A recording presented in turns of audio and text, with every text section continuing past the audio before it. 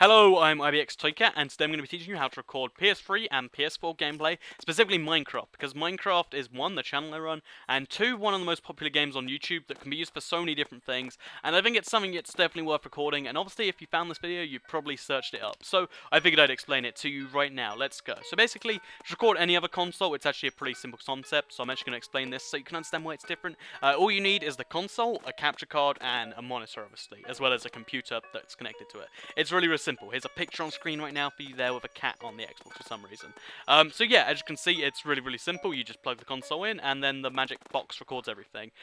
So the magic box I use, this is still needed for the PS3 and PS4. It's called a capture card. I like to call it a magic box because it makes it sound more mysterious. And basically, the one I like to use is a HDP VR2. I'm not sponsored by them anymore. That's just a a thing I like. I like to say they're the best because they honestly are. They're the best in terms of reliability. The Elgato is a lot smaller, and if you have a low space requirement setup, or sorry, if you have a high space requirement, I don't know. But basically, if you want less space to be taken up, use an Elgato. But if you don't mind taking up the extra space, HDP R2, it's pretty small and it's definitely worth using. So links to all these things in the description, of course.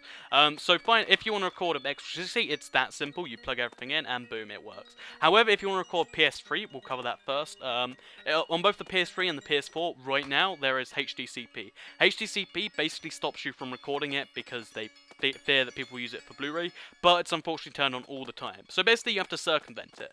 And on the PS3 that's pretty simple because it accepts a component output. You just plug the component cables in, and basically these cost you maybe $5, £4 or whatever on eBay, and sorry, Amazon, and basically they'll just magically make the whole thing work, and you just need a converter box, turn that back into HDMI, and then boom, there's no more HDCP because you can't put HDCP on an analog signal. If that doesn't make any sense to you, think of it like the analog signal is just the signal, the HDMI signal is the signal with lots of extra information about the signal plus power and stuff. So yeah, you just need to convert that in a power box. It will cost you about $50 or £40 this power box, but it's definitely worth paying the money if you want to record, obviously, especially since you have to spend a lot of money on the capture card in the first place.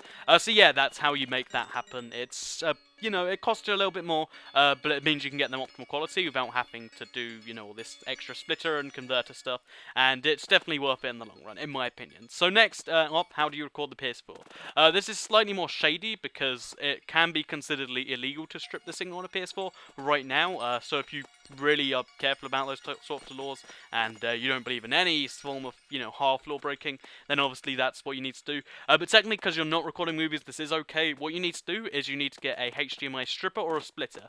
The splitter makes more sense because it's not just directly circumventing it. But some splitters, basically what they'll do is they won't actually properly split it. They'll just display the same signal twice.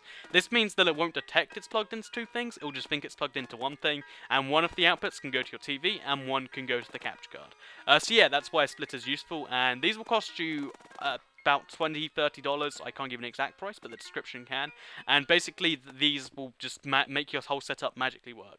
I'll get a list of them in the description if you want to circumvent it. But that's how you record PS4. You need to get a splitter or a stripper, because right now you cannot actually record it, and they're not patching it. At least it doesn't seem so. They say they will, but they haven't put a proper time frame on. So yeah, that's how you record PS4 without using the in-game thingamajig, and that's how you record PS3 without running into HDCP. So I hope you enjoyed this little video on the internet. If it helped you out, then if you go into the description and buy one of those links, it would help me out a great deal.